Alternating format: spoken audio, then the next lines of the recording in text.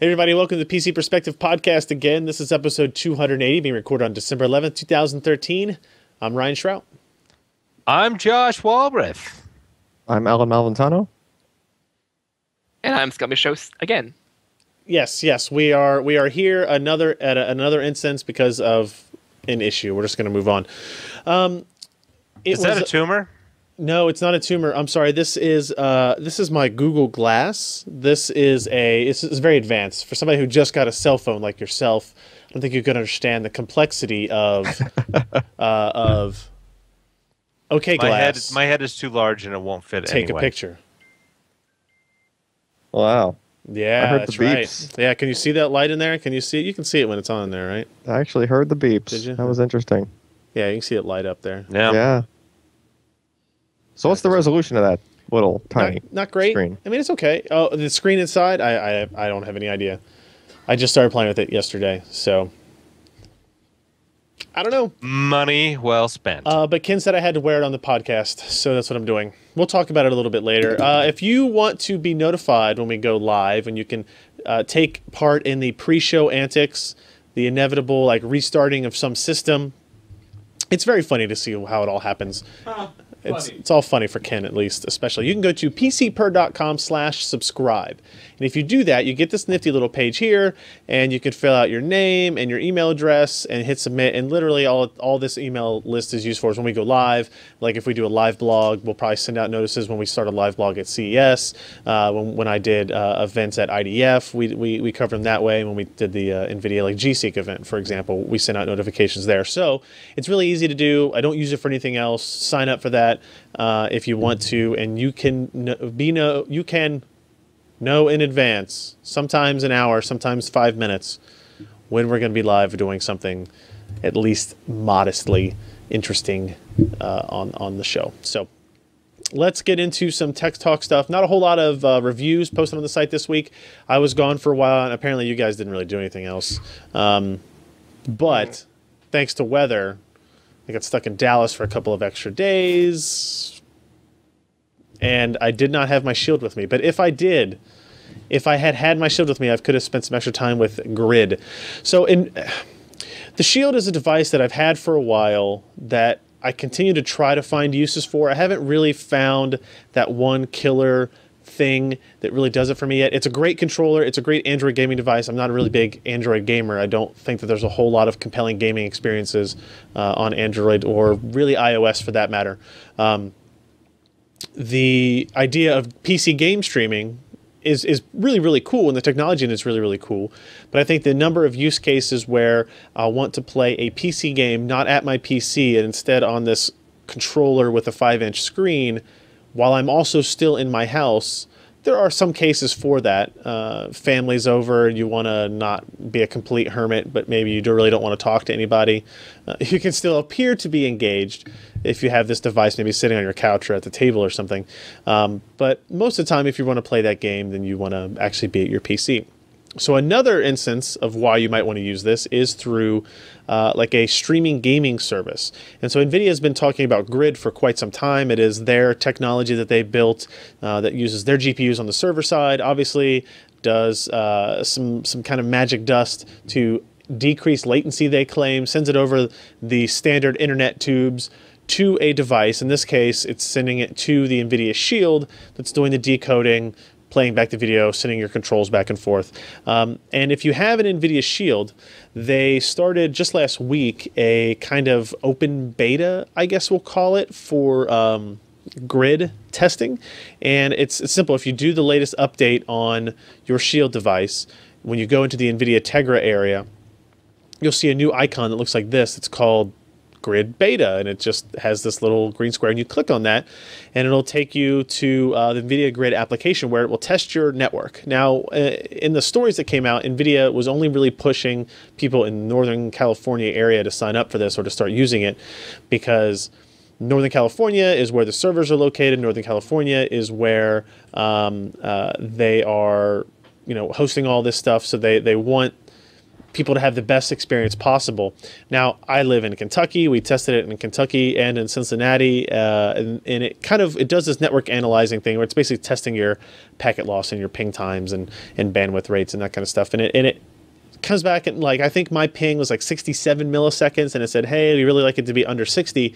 And if you just say, yeah, okay, you can actually continue to play it. When you do that, you're met with currently, I think it was 8 games. Actually, I'd be curious if we have a shield nearby. Turn it on, because I think one of these games was actually removed. I think it might have been Alan Wake. I'll have to look.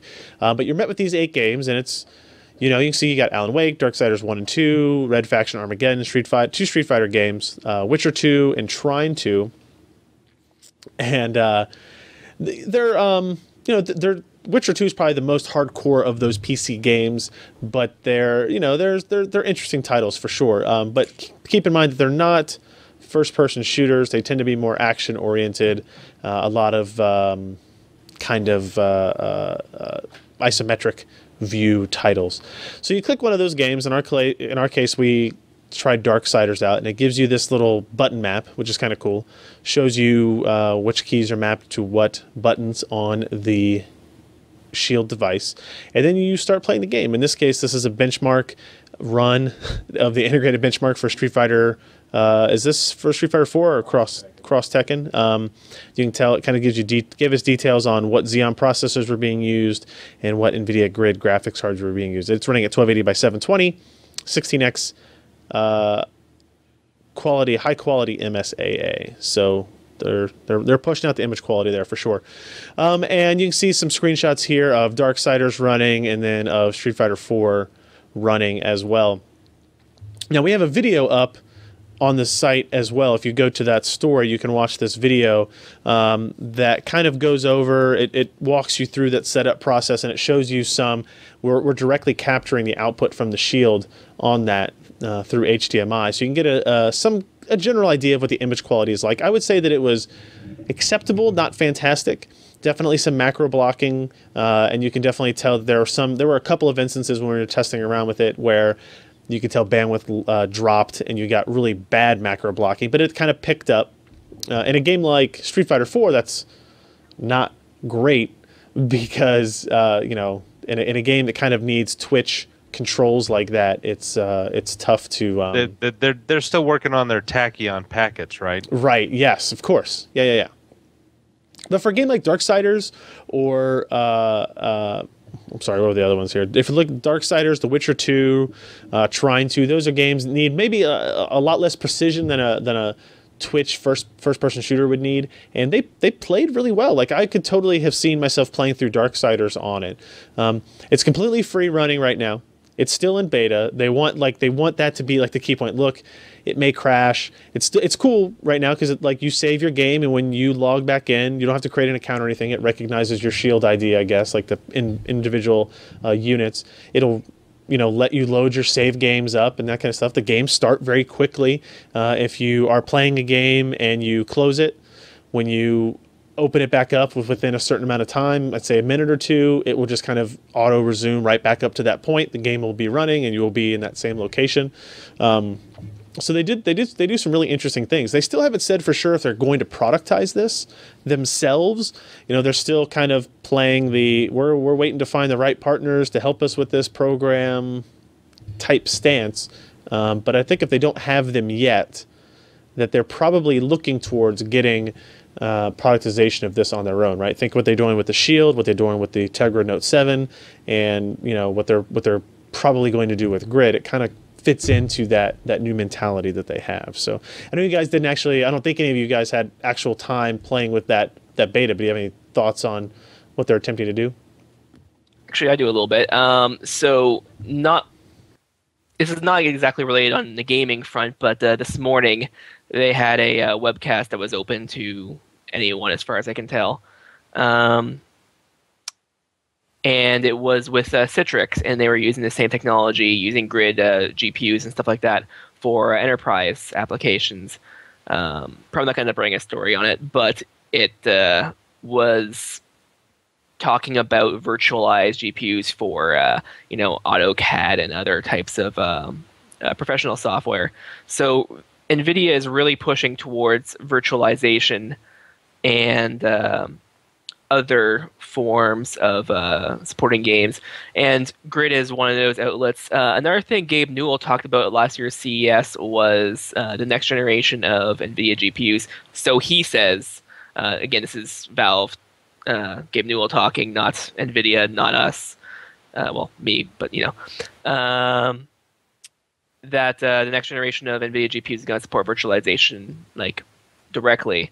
The implication, and this is where I starts talking, would be that you can buy one powerful computer and have a bunch of relatively dumb SteamOS machines, Sure, or whatever, running around your house, and you have. Well, I hope they're not running around. Upgraded. I hope they're like not stationary somewhere. They're And running. I hope they follow Asimov's three around your rules, house. or else we're all in big trouble. But you just have that one machine replaced, and it'd be like having multiple consoles. You don't need multiple consoles. You just have a couple thin layers and one powerhouse.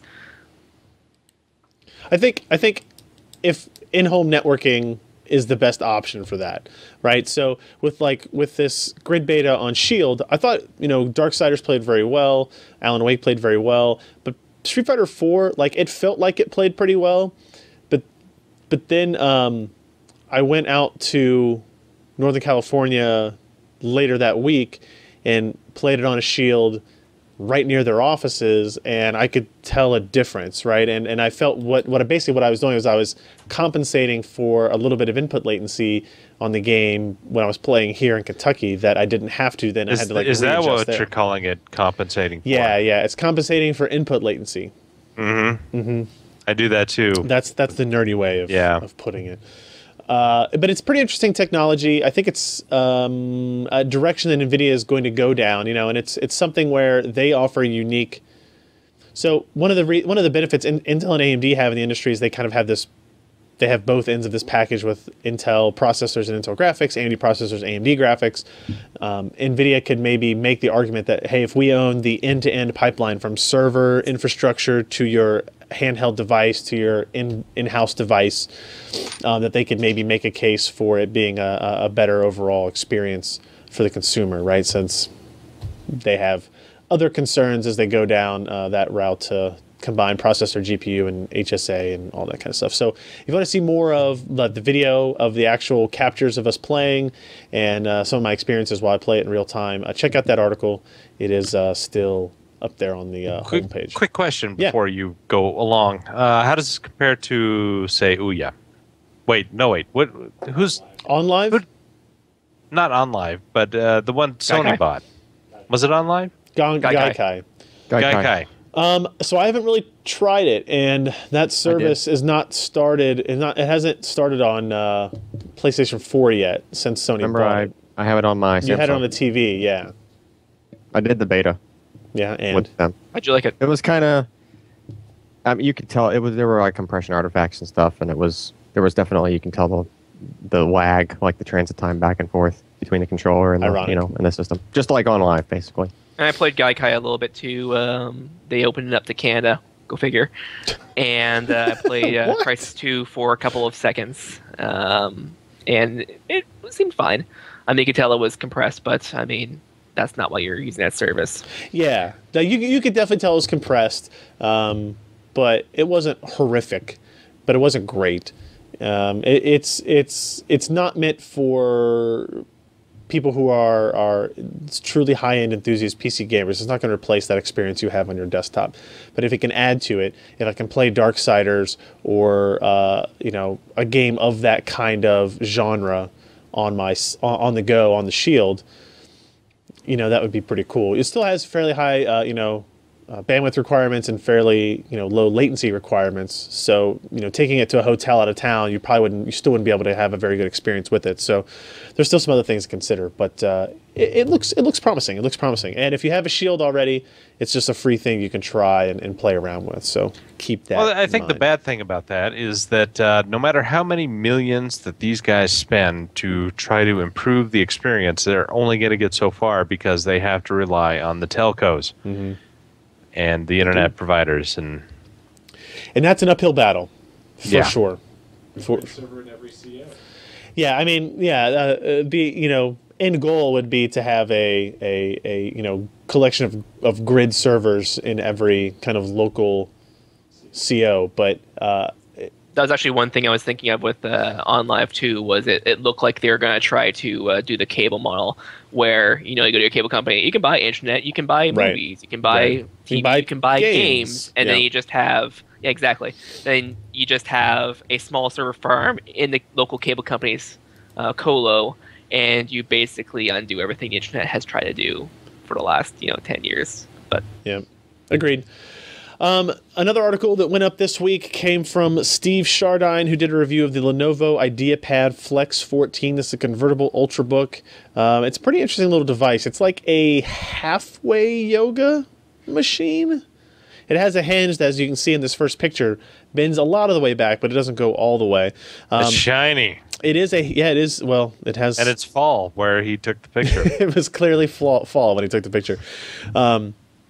Has a Haswell processor in it, and it has the HD Graphics 4400, 8 gigs of memory, and it has a Samsung 840 series 128 gig SSD, which is interesting. But it's only a 1366 by 768 glossy TN LED screen, Windows 8, 48 watt hour battery, and you can see some of the other specs listed there. It is an IdeaPad, so it's not a ThinkPad. What's their consumer brand? No, I thought they had one below that. No, maybe not. I don't know, but it lets you know kind of MaxiPad. Close, but I don't think so. It's an interesting little device. It is an Ultrabook, so even if you don't like the way that Intel's kind of forcing marketing on that, you have a general idea of what the thickness is going to be like, what the weight's going to be like, what the performance is going to be like in terms of restart time, standby times. And you can go take a look at Steve's review where he rips it open, looks at the display quality, user interface. Seemed to like the touchpad on it. Obviously, you got to do the selfies and the glossy frames of the screen, which is typical of his reviews, and I think most great notebook reviews have those. Battery life was great, actually. In the reader's test, it took the lead over the Yoga 11S and the MSI GE40, which is also a Haswell-based machine, and it comes pretty close to the top in the kind of hardcore test of battery life there as well. Performance-wise, it is a Haswell 4200, so you know where it's going to stand. It's basically the same thing as the Lenovo ThinkPad Twist, and a little bit faster than the Yoga 11S in most of these tests. It's not a gaming machine, really, by any stretch. I think he has a couple of gaming performance results in here. You can see the storage performance. It's probably not just your standard Samsung 840, because the read speeds go up to 549 and the write speeds go to 135. Does that make sense? Standard 840. It is a standard 840. Yep. Okay. Like the original. No, it's the TLC 840. Okay. Without a cache. Gotcha. All right. What I say, gaming performance wise, yeah, he tests Just Cause 2, and it'll play StarCraft 2 if you want to do that. Diablo 3, not really. Average of 25 frames per second at 1366 at high quality settings, and you can get up to 29 if you put low detail, so not a whole lot of variance there. But a good overall showing from this machine. We actually have quite a few new laptops in from Lenovo over the last week or two that we're going to be testing out. We have Yoga 2 Pro, we have the new X240, we have the T440S. We got in an 8-inch Bay Trail tablet as well. Lots of cool stuff coming in from them as they prep for their CES Blitz. So if you're interested, if you're looking for a 14-inch convertible notebook, check out that review, obviously at the amazing PCPer.com website. Let's jump into news, guys. The all new. It is MSI. It is literally all new. Has anybody seen MSI Mini ITX boards before? Yeah. I don't. Maybe. I don't remember for sure. Do you guys remember any Mini ITX MSI?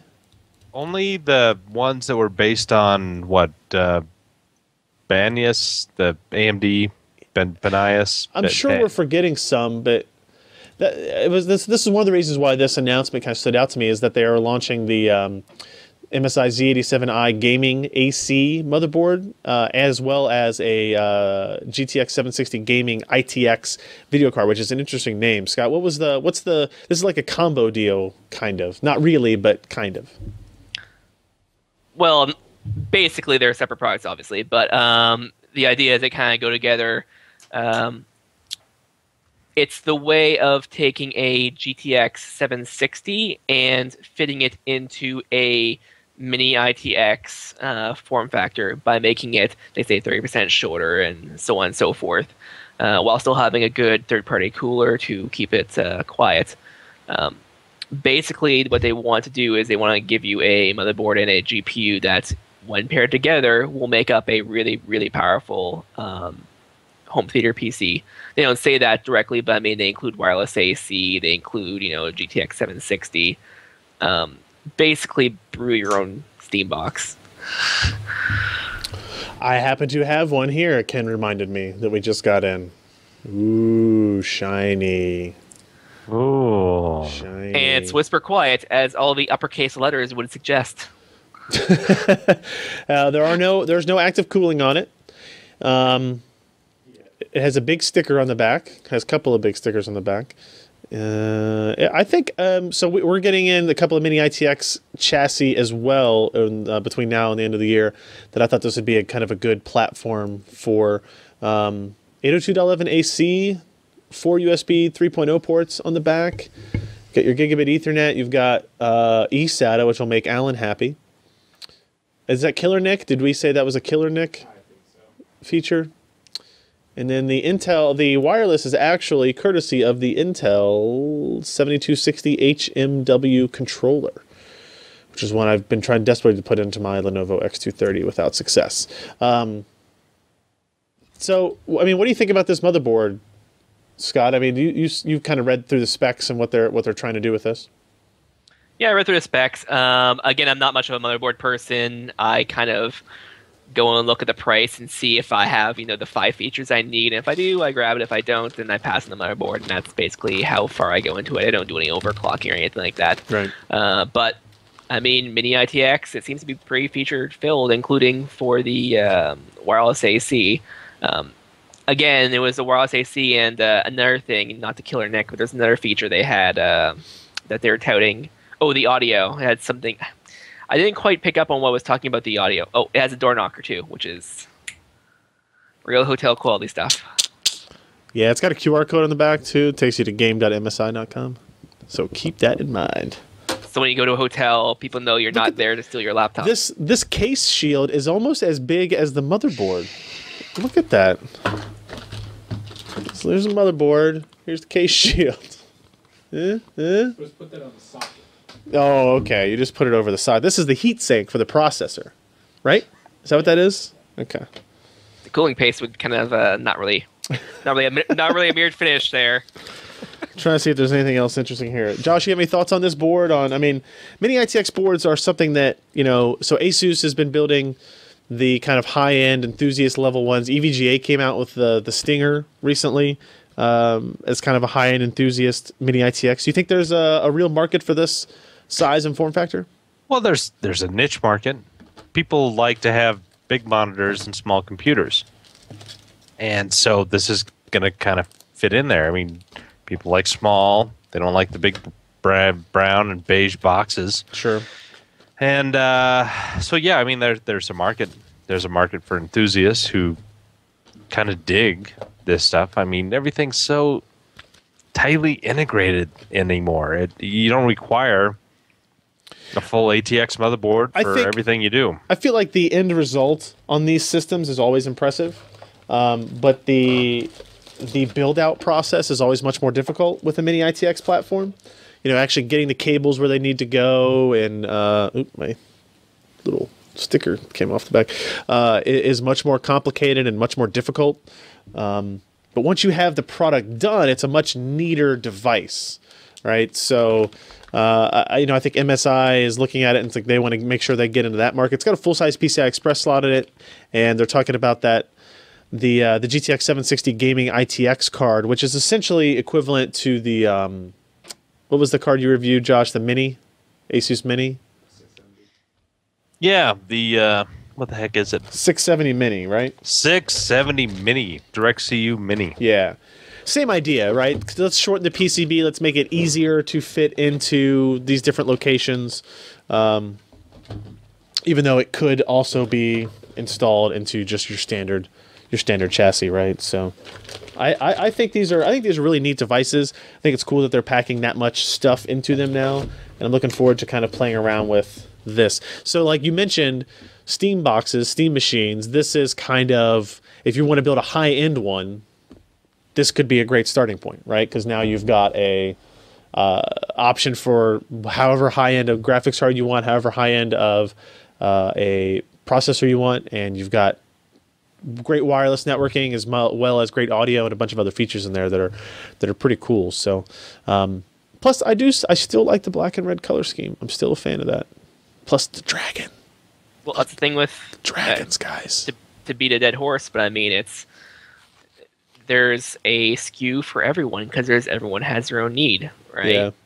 So why not? If no one buys it, then they know it wasn't the right. Well, I mean, the why not is that it costs money to design it. It costs money to make packaging. You could lose your ass if you make too many of these units choices, and you don't make any of them. Yeah. So yeah, well, they can switch around manufacturing lines really quickly. Yeah. And so I mean, they do a run of 10,000 maybe, and if those aren't selling, they will never do another run. If those sell out quickly, they can switch over a line within 2 days, if not even less, and start pumping those out. Granted, they need to have PCBs on hand, but PCBs are cheap. Yeah, and also it doesn't mean that one company has to do it. Like MSI could try Mini ITX. Maybe they go look over and they see ASUS try blah form factor, and they're like, "Oh, that's selling pretty well. Let's go and try that."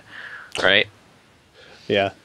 Let's continue the good news and talk about traditional PC shipments continuing their steep decline. Jeremy posted this up. The PC market has eroded over the last few years to the point where sales are only slightly above where they were in 2008. Roughly 300 million sales. Even more worrisome for vendors is predicted 10.1% decline predicted for the overall sales of 2013. Digitime cites a lack of reasons to upgrade being a root cause. And that kind of makes sense since a first-generation Core i5 laptop is still capable of running most of the applications you're going to run. So some of these numbers that they're showing here in the mature markets, talking about a desktop PCs down 4.5% from 2012, year over year on 2013 comparisons, 6%. Portable PCs 9.8% down, total PCs 8.4% down, and even in the emerging markets, the declines are great. The only place where you're seeing an increase, it looks like emerging market portable PC. See some of that, and they're predicting by 2017 a 4.8% uptick, and then worldwide, you are seeing upticks in portables and total PCs. So. I don't know. So I don't know how much of this takes into consideration self-built PCs. It's always hard to gauge that, right? Because you're not looking just at processor sales. But I'd be curious to see what just DIY buyers. I guess you can't really even just base that just on graphics card sales because some people are fine with a APU or the integrated graphics on an Intel system. And a lot of people actually want to dominate sales. According to JPR, if I remember correctly, for graphics cards, is people who buy a GPU, have a system already with an IGP, slide it in. Yeah. That's apparently like dominant. Josh, do you think we're all doomed here? No, because unless of course they say shipments have gone down to 1993 levels, then we can panic. Okay. But 2008, not so bad. Well, 2008 was the year after Vista, right? So it's not exactly like 2009 or 2006 figures, right? Vista, sure. Don't bring that word up here. Jesus. I still run it. I love it. Masochist. EOL is coming up fairly soon. Another interesting product from MSI. They announced a 3K gaming notebook. That's more than 2 but less than 4. Yes. It is a WQHD Plus. and it is a 2880 by 1620 screen, so slightly more pixels than a 2560 by 1440 screen.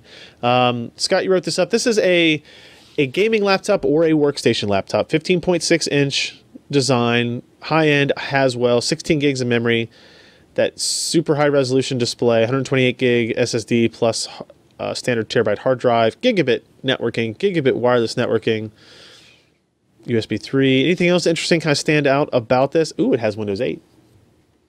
Well, one thing that kind of stands out to me is that it's a laptop graphics chip in both cases, either the GeForce or the Quadro, depending on if you're a workstation or whatever. All of them have 4 gigabytes of frame buffer, which obviously you're going to need for such a high resolution screen, but just because you may need it doesn't mean they wouldn't give it to you, and MSI actually did, which is pretty nice. So the GTX, I'm going to Google this to make sure, the GTX 780M is equivalent to a GTX 770. So it's a 680 or 770. It's the 1536 CUDA core iteration. So it's a full GTX 770 in a laptop, 4 gigs of frame buffer, and that's pretty impressive. Or you get the Quadro version with 4 gigs of frame buffer as well. I'm sure this is something we'll be talking with and seeing firsthand with MSI at CES coming up in just a few short weeks. Everybody, I mean, $2,200 for a gaming laptop is pretty expensive. That being said, you're getting quite a bit in for that $2,200. What actually surprised me is the workstation cost. I wouldn't expect that a system like that would be down to $2,800. I figured it'd be a bit higher. Yeah, I don't. Is the K30 is the Quadro K3100 the exact same? Is it the same core count and everything? I don't know. I didn't go that far I into it. don't know either, and they're not as helpful. Which one was it? The K4100 or 3100? 3100? Really? 3.1, yeah. It's only 768 CUDA cores. Oh, really? But my guess is, let's see, where is it? Does it show floating point? It doesn't really tell me what. Maybe it has a higher end floating point.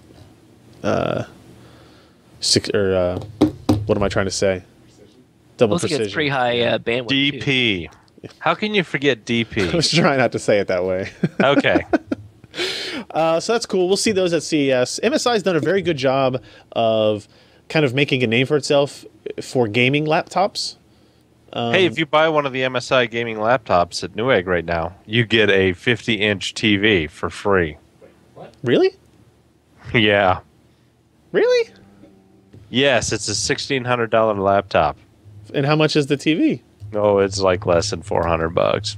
Well, that's pretty good It's high discount. Quality. That's a pretty good discount. But it's There we go. Let's free. look on this. That's when you buy it for yourself and be like, I'm Christmas shopping. You just sell the you know, TV. That's the And then you leave your one. TV to your friend. That's the one. 50-inch LED. LED. I wonder what TV it is. It's like It's a Changhong 50-inch Changhong. Yeah. 1080p LED TV. Well, I mean, it's a 50-inch TV. Yeah, I mean, You know. it's got HDMI inputs, dog. What else do you want? Well, I would hope. It's like composite only. I'm sure it's not a fantastic TV, but the fact that you get a 50-inch TV with a $1,500 laptop, It's kind of hysterical. that's like That's that's true. such a weird bundle, isn't it? You could just set the brightness to Please, max. Newegg's and like, make it show a please white get background. these TVs out of our warehouse. They're taking up way too much Nobody in the U.S. wanted to buy space. Chongdong What TVs. deal Who'd have can we thought? do? Just Because use it as a white light bulb. you know what the perfect thing to sell someone who's mobility focused is? A giant TV. A giant TV. Yeah. Yeah. It's very light. We have carrying straps. It's like I don't have enough room for a desktop, so I need to get a gaming laptop. And a But here. 50-inch TV. But here's a 50-inch TV. Here's something up Alan's alley here. Leaked Intel slides show possible 2 terabyte SSDs in Q2 2014. What do you think about Whoa. these? These are based on their professional series stuff, I guess. This is all enterprise stuff. Yeah, so. And I guess they plan to replace the SSD 910, which was the. Oh look, here you go, Scott. You can mark off on your bingo card. There's the SSD all right. 910. Okay, great. I had a product within reach. That they need to replace that guy because that was 4 SSDs behind a regular RAID controller, which is kind of cheesy. So this looks more like a native, PCIe kind of bridge kind of device, like flash straight through a controller to get to PCI Express. I say that because they claim 450,000 IOs per second. That's a little bit. That's up there, right? That's like, 500,000 IOs per second. Well, it's a little bit short of that. I'd say about 50,000. Yeah. But about 10%. still really fast, right? Yeah. So obviously not going through any kind of a regular RAID controller, I would imagine. And they also announced, not announced, but like on their roadmap, they're going to scale their 2.5-inch enterprise-grade SSDs all the way up to 2 terabytes. Is that what this? That's not what this is in this picture, right? Like, I don't know what that other thing is. It looks like a 3.5-inch drive, actually. Like it's like they've just mixed. Ken, I just sent you a link. Of Great. a product that links. it reminds me of. In what? Oh gosh! All right, hold on. Don't show this screen yet until I approve. Oh, for God's sakes! Oh, okay. There we go. Yeah. Hey, look! They copied the old LeadTech WinFast boombox. Were those actually speakers? Those were fans, right? No, they're fans. Yeah. Okay. But I call it the boombox. Yeah, I would carry it on my shoulder. Yeah, that's a 5900 XT. Oh God. Yeah, but basically just expanding their enterprise line from Intel, just kind of as expected. It's not surprising that they can go to any given SSD these days could scale up to 2 terabytes as far as how much flash you're fitting on the PCB, because most of them have like double-sided PCBs that you could mount stuff on the back, and they're not. Like the process is that small now, and they're stacking that many within each package that you get a 1 terabyte SSD. Actually, the Samsung 840 EVO, the 1 terabyte model, I believe only has chips on one side. So, there's room, basically. It's just a matter of demand. So I guess in the enterprise sector, they want larger SSDs before they want, before the consumer side is going to want a 2 terabyte SSD. Yeah, Makes acceptable. All right. Yep. I've already got one. A 2 terabyte SSD? Oh, Yeah. Nice. Oh, there you go. Was it in arm's reach? Yeah, it What was. the hell? Sweet. I need to start just having cases of stuff around my chair, because I always feel Do the podcast from your home. if I do the podcast from my home office again, I'll just do it in the closet, and I'll just reach up into anything. So you feel inferior because you own the site and you're not as many bingo spaces? Yeah. Yeah, exactly. And the thing is I have a bunch of crap. I just don't have it here. I have this Christmas tree from MSI. Get hot, Ryan. PC per bingo. And I have I don't know. I've got some empty boxes around here. And you're just jealous because I also have the Christmas tree. You can't play bingo if you're able to influence it. That's like Pete Rose betting on baseball. Yeah. Hey, let's not bring that up. So we've got a few more items to discuss, and several of them are AMD. The first one is AMD responding to variability issues. You may or may not have heard, hopefully if you listen to this podcast, you know all about the issues that AMD has had with the Radeon R9 290X and Radeon R9 290s, and the variability in performance from reference samples that we got sent to retail samples, and variability amongst those retail parts that actually consumers are buying. The exact quote is not fantastic, I guess. It's not... we'll click over here and read the entire thing at Tech Report. Let's see, where does the part? Let's see. The range of performance differential is not expected to meaningfully change the user experience, but we've taken note of recent reports that the degree of variability is higher than expected. Reasonably, we would expect the variability to occur both above and below the performance of the press samples. However, it appears that most reported performance, or all, are biased towards the low side. We are actively investigating these reports, and we will update when we have completed our investigation. It is important to note that it is to be expected that the more thermally limited the setting and the more variation, the more thermally limited the setting, the more variation can naturally occur. AMD Radeon R9 290X by default ships with 2 default BIOS settings for different acoustic levels. The Uber setting was designed to limit the level of thermal throttling, and comparisons in this test mode are more consistent. Furthermore, AMD have implemented comprehensive power tune controls within the overdrive panel of Catalyst Control Center, and users can tweak their own desired balance between acoustics and performance. They basically said, we don't really know or they're not going to tell us yet. Still, they're not really telling us anything that we didn't already know, and the apparently they're. It's interesting to see them at least acknowledge the fact that the reports are showing variability much higher than expected, and so the they're performances saying are biased towards the low side. Perhaps we are too optimistic in our clock speeds that we expected for the vast majority of these products. I had a really good set of discussions with some people last week about this problem that I don't really feel like getting into on the show. But we can talk about offline. But it's interesting to see how they've reacted to it. Their first reaction was very quick, but then after we reacted to that change and we said, well, there's still this issue, they kind of have been hesitant to really say anything else. So I was really optimistic about their ability or their capability to react quickly to these problems. I still believe that the real fix for this solution for AMD is to admit that the 1000 megahertz clock speed and the 947 megahertz clock speeds, the kind of up to speeds, are really kind of worthless on these products, and that's not what they should be marketing or touting. They really need to set that base clock and then talk about typical boost clocks, and then we can measure against that. Are you meeting that typical measurement of performance, that typical frequency, and are you getting within a certain range of that? And that gives us kind of a platform to say, yes, AMD is now meeting their statements, because right now their statements about performance are just, they're kind of somewhat worthless. Nebulous. They're just like, yeah, up to 1 billion megahertz. I'm like, well, great, that's awesome. When do you actually see it? And why is that one 7% slower than that one when we bought them both? Right. So hopefully they're still working on addressing it. I don't know. Again, even if they just market it saying, hey, we will support you if you want to manually bring it up to 1 gigahertz. Well, you can do that if you want to make the fan a lot louder. Yeah, but if they market it like that, being like it's a manual up instead of a default, then that would probably be substantially less blowback.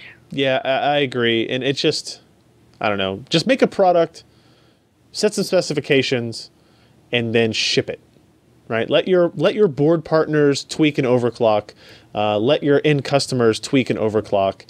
Don't do that. These guys are based in Canada, right? It's much colder there. Oh, yeah. So it's true though. They open up some windows. Ambient temperature in the office will have a difference. It absolutely will make a difference. This was an interesting post. PiixL Jetpack mounts to your TV. This is like what, a 1U rack mount server on the back of your TV, Scott? Basically, yeah. From what I gather, it's also like a wall mount kit as well. So what you do is you mount the computer onto the wall. Okay. And actually has a mini ITX motherboard in there. It looks like that's pretty cool. And a like the Steam box has a video card that's actually supposedly universal, so you can put any 2-wide video card in there. They say that's mounted at 90 degrees, and then a bunch of fans and stuff like that. And they make all of the ports on the side, so that way it'd be fairly easy to connect. Short distance from that to the side of the TV. This looks like it has to be loud, right? Though. They claim it's, ultra thin, ultra quiet, as you see in that picture there. It's got a 1U power supply. Squirrel fans, 1U power supply. I don't even understand what those fans are doing. Like, what are those? There's 3 of those. What do you call them, Josh? Squirrel fans? Well, the squirrel cage fans. Okay. There's 3 of them. And they're in empty compartments. Well, one's blowing towards the video card and the CPU. The other one's doing all of the storage. The SSD, yeah, the SSD needs active. cooling. I guess I don't understand where they're blowing air to and from. They're blowing air into. Looks like the one in the middle here. Is it blowing air into the graphics card compartment? No. That it's port out. So they're sucking air in this way and then exhausting it out towards me. Like no, that'd be out towards the wall. They're sucking it in the circle and blowing it out towards. There you go. Towards now, the the video other one card. up top is doing the opposite. It's cooling the SSD. Thank God, because it was overheating. And that Blu-ray player. Whew. And that's one thing that's kind of confusing as well, is that heat transfer and air Conduction. transfer. I could say convection, but I didn't want to use that word specifically because it's it's inappropriate. Later. This I like this application. mock-up. Doesn't actually have a processor installed. You can see the sticker on the top of the. Right, you can still see that the sticker is still there. They don't actually have a processor or cooler installed on it, so that's. So But yeah, there exists certain TVs and stuff like that actually cool by convection, and what it means is that there is no fan involved in those cases. Obviously, this case does, but the actual heat of the unit, the hot parts cause heat or air to heat up. That circulates the air and sucks in cold air, and that's how some of the systems do passive cooling. So, again, it's one of those things you kind of have to see it to test it, because they could have done some really crazy airflow simulations, but they probably didn't if they knew that it could fit any video card. But you never know. They could have done some crazy airflow simulations, and those fans in that specific location just happens to drag the right amount of air across the right parts and nothing else. Right? Huh. It doesn't have to be blowing directly on it. As a matter of fact, the funny case was the Xbox 360 when it was getting the red ring of death issue. People were buying those little intercoolers to put in the back, and Microsoft for a while said, if you use those, we're not going to support your warranty, and they ended up supporting it anyway. But we're not going to support your warranty because, sure, you're lowering the average temperature of your system, but what if the part that dies gets less air because it's all diverted somewhere else? So there's a lot of very complex things that can happen with cooling. It's a very complex black magic almost. If only they'd taken more advice from Lead Tech with the speaker fans. This one's you can't plug the company. They're out of business now. In and out. In and out. Get it? Get it? I get it. Okay. I got it. No, I got it. Speaking of hot graphics cards, though, ASUS is teasing. What? Oh yeah, no, not the AMD cards that Ken has mining Litecoins in the background. ASUS teases the R9 290X DirectCU 2, so we may be getting closer to those elusive custom PCB, custom-cooled R9 290 cards sometime soon. I imagine we'll see an onslaught of them at CES, which will be great for me because I'll be unable to test them while I'm there, so that's stupid. But you can see here take pictures. Like that first year we were there and ASUS showed off. Hey, we're so proud of this. It's our triple slot fans. Yep. Everybody was so excited. It's like, oh, wow, I need more space to take up in my case. Well, this is not a triple slot fan. This is the DirectCU 2 Cooltech fan, 10mm nickel-plated heat pipes. This is just a picture that they posted up on their Twitter account, I think. Facebook. Or their Facebook account, whatever. It was their ROG. It was Twitter. To you. Whatever. They did both. They've actually sent out, I think, another picture since. But what we're hoping to see here is running in a quieter mode while running at higher clocks than these reference cards we have. And maybe AMD's partners will save their ass and will prevent this variability problem from being a bigger issue as 2014 approaches, right? So if these retail cards make them they don't have to be faster. They just need to be more consistent. So I don't know how to test it because, again, they're only going to send me one of these, not like the dozen that we would need to make any kind of decision. But we'll have to wait until other reviewers get their hands on it. Is how cool do they run? How quiet are they? Because those are the two problems with the reference cards. So we're looking forward to that. I think we saw somebody else besides ASUS tease out their Radeon or their custom Radeon R9 290.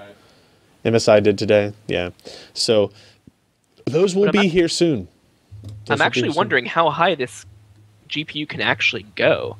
I mean, I know they're limited by 95 degrees Celsius, and that's kind of what they have their headroom is. But if you have either a water block or some crazy cooling system, I wonder how high these OEMs can actually push it. Well, what kind of power consumption were you seeing as compared to like a GTX 780 Ti with the 980X? So the 780 Ti was pretty close.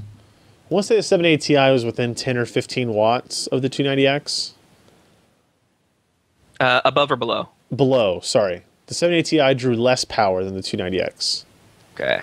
290X was still the loudest, hottest, most power-consuming graphics card. single GPU graphics card out there. Yeah, I think we're approaching the ragged edge of where this chip can go. Yeah. Without Peltier cooling. Peltier. Pelly cooling. He's all hot air, so that's true. That wouldn't really help. Antithesis, yeah. AMD expects beta Eyefinity fix in January. Scott wrote this up for me. Thank you very much. AMD. Scott's the only person that's actually working for you right now. I noticed, but I also sent out checks today, and everybody else got them too. That really stinks. I'm looking at you, camera with the other editors behind it. That's all I got. Probably pointing to Ken, actually. Who's here?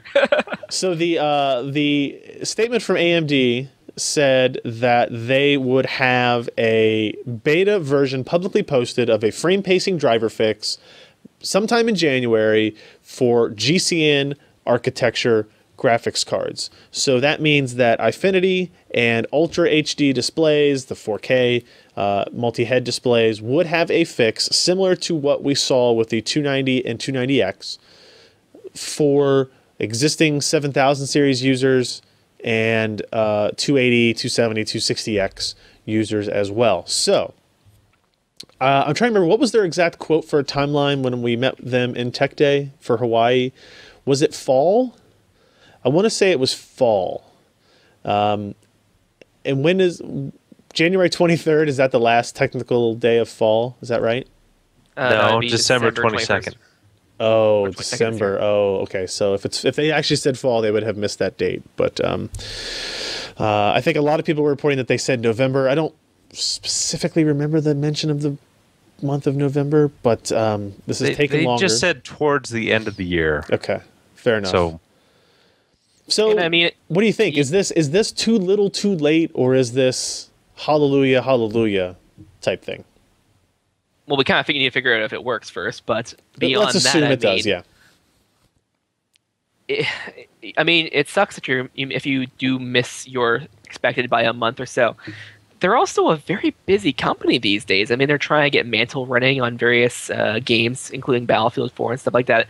I mean, sure, you're buying a product from them, they should deliver you a service, but we know they've been trying really hard. It's not like they just sat on their butt for a month, right? Well, and plus, how is this going to piss off all the Litecoin miners? Well, they're the ones jacking matter. Up the prices. What? My Litecoin is going to work in single monitor or Eyefinity. Correct. Yeah. Correct. That's an interesting thing. Let's talk about that real quick. Ken pointed this out. Ken pointed this out the other day that like 280Xs and 290Xs and 290s are like $300 or $400 over their MSRPs now because people are buying them to do Litecoin mining. Yeah. That's crazy. Rarer than hen's teeth. I don't. So AMD, I guess at the end of the day, doesn't give a crap, right? Like they're selling cards. They're selling products, but they're selling cards. But what they may be losing out on is that gamer. So the person who's buying a gaming card, they made a decision to get a 290. They go to buy it. They go to Newegg or Amazon through our handy link on the right-hand side at PCPro.com, and they can't find any of those cards. So they end up buying a 780 or a 780 Ti or a 770 instead. Now they're in the NVIDIA ecosystem. Now they try something like Shield, or they try something like Shadowplay, or they try something like G-Sync, or they try something like SLI. And now they're in that NVIDIA ecosystem, while those coin miners, they don't have any kind of continuing purchase mentality, right? They don't generation buy games. They don't want games. They don't want any of that. They don't want, the next generation comes around, they're not going to have any loyalty towards AMD. They're just going to go with whatever makes them the most money for the least amount of power cost each month. But for the gamer, you're creating more of a relationship with how now they're being introduced. Maybe they were AMD gamers for a long time, and now they're seeing NVIDIA. And they go, oh, man, look at what GeForce Experience does, and look at their driver updates, and they're being exposed to this other part of the market that they weren't exposed to before. And so I think AMD, they're not getting that $300 above MSRP. Like, they're not seeing that. That's the resellers are seeing that. So good for Amazon, good for Newegg. What happens when the Litecoin ASICs come out in another 6 months and the guys who are mining decide, I don't need 7 cards in my house. They're going to sell them. I'm going to sell them. And so then Ken who was telling then me, picks those puppies up? Well, Ken was telling me about some people who had like 290s and 290Xs that they had purchased. Let's say you bought a 290 for $399. Well, now you can sell it to some miner, and by miner I mean M-I-N-E-R, not O-R, for like $200 over what you paid for it. Now you take that money and now you buy a GTX 780 Ti or something like that. Or they were selling like two 7950s and buying a 780 Ti. So they were selling two 7950s and buying a 780 Ti. Or something like that. Something in that range, right? So it's creating this weird ecosystem of like where the AMD cards are overpriced for their gaming levels. Right? If we look at it strictly as a gamer, if you're not like into this whole Bitcoin whatever stuff, you look at it strictly as a gamer. Now the AMD cards are jacked up in prices, so now you're not getting into that ecosystem. You're not interested in Crossfire, you're not interested in TressFX, you're not interested in other stuff like the Raptor app and all the other kind of things that they're trying to get people on board with. You fall into the NVIDIA camp, kind of almost by default, because prices there are more reasonable because they have lower compute performance, but that doesn't really affect you much on the gaming side. It's really weird. It's really odd, and it like Ken is. I mean, that's if you can't hear any background noise. Ken's running. He was running some 6990s apparently. He said, and those things are loud. He reminded me. Oh, listen to that. Oh, hold on, listen. But you know what? If you listen. were an econ major, this would make an awesome research paper. Listen. All right. Anyway, yeah, I think you're right. It would to see. Well, I mean, so Ken's going to do a story on these Litecoins, how much each GPU can earn, and what the power cost is, and how long it would take you to pay off these cards at their MSRP versus let's look at an average cost of a card that day. To help people make a decision, but it's just disappointing. Like Jeremy was talking today in our chat about having to change the hardware leaderboard up because he had an R9 290 as a recommendation for I think the high-end system. We had to take it off because you can't find one for anywhere close to their MSRP anymore. So AMD kind of misses out on these. For a company that is so focused on social media and community engagement and all this other stuff, this is going to hurt that, I think, right? You'll get some buzz, you'll get some traffic. People will talk about your bit mining, your Bitcoin mining, and your Litecoin mining performance. But at the end of the day, like a year from now, what will that be, right? Those stores are gone. Those people that are mining are now buying ASICs. They don't care about your products. They're reselling products back into the market instead of, it's like a used game market, right? Now they're getting rid of all this crap, and so AMD and board vendors and resellers aren't getting any of that profit anymore. It'll be interesting to see what happens in, I don't know. You said 6 months. Ken said it would be less than 6 months before those ASICs are out the door and ready. To be fair, it is substantially harder to make ASICs for Litecoins and those derivatives because they use script instead of SHA-256, and script is very memory intensive and difficult to build into an ASIC, so they won't be as effective. So we may see this last longer than it did for Bitcoins. It's interesting. We'll have a story on it sometime in the not too distant future. Let's get into our hardware. I want Dogcoin. Wow. Such currency. Such profit. Much profit. Wow. Yeah, wow. Let's get into our hardware software picks of the week. Somebody should make that image for us. Actually, it's a real thing. Go to Dogecoin.com. Dogecoin.com. D-O-G-E coin. Hold on. All right, now I got to do it. Doge. Oh, it's down. Oh. Disappointing. Has everybody got their hardware software picks of the week in? All right, so let's go ahead and get into that. Mine is this thing that's on my face. Now, I want to use this as a caveat because I really, really don't recommend that anybody buy this. It's a very expensive unit. I've already inquired about the return policy. Ken has invites if you really need them. But so this is Google Glass. This is my wife is so upset with me, not because of how much it costs, but because of how dumb she says I look when I'm wearing it. Plus, you stalk her around the house saying, Google record video. Google Glass started record video. You know what's really weird is even like going. So there was a lot of debate about, well, what are people going to say if you take this like into a public restroom? Well, even I felt awkward even taking it into my own bathroom, right, by myself. I was just like, this is kind of awkward. How do I assume that the camera's off, but it could be on. You know, right? the FBI has turned on your camera without you knowing it. Allyn. Blaming him. But I mean, it's a neat little device, and I could see some capability for it. It gives me news updates. You get your text, you get your phone calls on it. The new version comes with an earbud that I'm not using. That helps with some of the issues with noise, like the vibration on your skull that is supposed to create noise down into your ear canal. Never was able to get really loud enough for a lot of areas. But if you look at like the website, they show, hey, you can use it while you're riding a bicycle, or you can use it while you're cooking, which I do so much of. You can use it to translate words, and this kind of works. I tried it on some like Google image searches for like Spanish road signs. It kind of worked. This could be neat. Well, you know, the best thing Golfing? about that is if you're snowboarding in the avalanche area, Or whatever that is. Google Glass will let you know where you're buried. That's true. It'll have a nice GPS signal in there. It's a really cool device. Like, this would have been something that I think I should have tried. You should have been able to rent it for a week or for 2 weeks or something, which may be what I end up doing. But it's like, now I know what this experience is like. I kind of know how to talk about it, what I think they should improve, what I think it needs to have to be a little bit better besides infinitely better battery life. It's a really interesting thing. I think for the first attempt at something like this, it's actually really well done.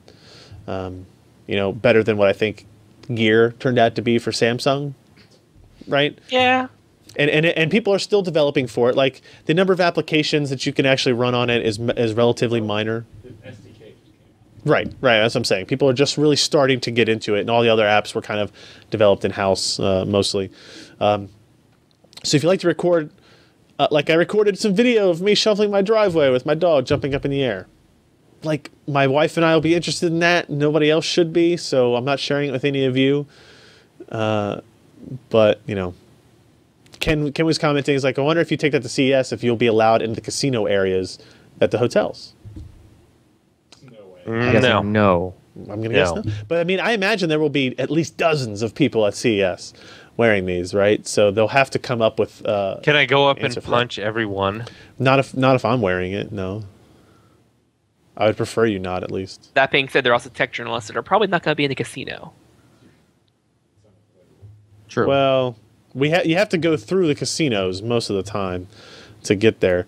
Let's see. So whoever put Josh, your link is completely incorrect. How so? I don't know. It goes to. It's not a URL. I don't know. F3 1866. Like, I think you put a search term in instead of an actual URL. Oh, for the love of Pete. Hang on. All right, so we're going to get Josh's pick here as soon as he... Yeah, it'll take me like 3 seconds, God. dude. All right. Dude. Okay, still not updated. Hey. Still not updated. Oh, there it is. So updated. All right, here's his pick, guys. It's memory. G-Skill. Ripjaw. Like two dims I left behind. So what is it? I like inexpensive 16 gigs of memory in my computer. I just slap that in there. Call it bad names. Memory has gotten more expensive, though, recently, hasn't it? It has, but, the stuff's starting to go down again. Good. As we're closing in on the end of the year and going to the new year, I think that we're going to see prices start to drop again. Groovy. And these have dropped. I mean, they're what, $115? That's not bad. No. I mean, they were $135, so, $20 off. Yep, agreed. All right, that's cool. Next, Allyn. All right, so I'm tinkering around with the idea of possibly installing Windows 8.1 finally, since I'm like, it killed my laptop. Don't do it. Yeah, I don't know. I hates it. Thinking about it for the desktop, actually, not even the laptop. I know. I haven't put it on my desktops either. And there's some things that you can do in Windows 7 that kind of tick me off that they just removed all the stuff to do that in Windows 8. Like if you want to set the thickness of your borders for your windows, for example, you can't do it in Windows 8. Like there's just no option. Why would which you is kind of ever ridiculous, want to, Allyn? right? Well, because I don't like the really thick Fisher-Price borders on the windows. I don't need that, right? So anyway, especially if you're on Speak and Spell, didn't you? Well, no. Especially if you're on like a desktop that's not touch enabled. Right? Deal with it, Allyn. So you're not worried about, well, I don't know, it's just annoying. I don't need thick borders, and it's not like, yeah. Anyway, so for example, things like that can be tweaked, but you just have to have the ability to either know where the stuff is in the registry or just come across this guy that does the Win Arrow site. I don't know what Ryan's doing over there. There's winarrow.com. It's just a whole big collection of tweaks that this guy made, and they just modify various things. Like you can set, like if you hover over icons or things that are open in your taskbar, and usually it shows you a preview image of that. Like you can actually tweak the size of the preview image if it shows up at all. If you don't like that to show up, if you don't like all the other windows being grayed out on you while you're trying to pick some other window to switch to. Ryan looks like the Terminator of some form. I don't know what kind of Terminator, but he's got and Josh is just chilling. He's T8.1. Anyway, so you can tweak a bunch of stuff. It's worth checking out. You tweak stuff that usually you can't tweak. You can actually turn on transparency for Arrow Glass stuff in Windows 8, which Microsoft chose to not let you do. Anyway, good stuff. Next. Okay, so for me, it's a bit more...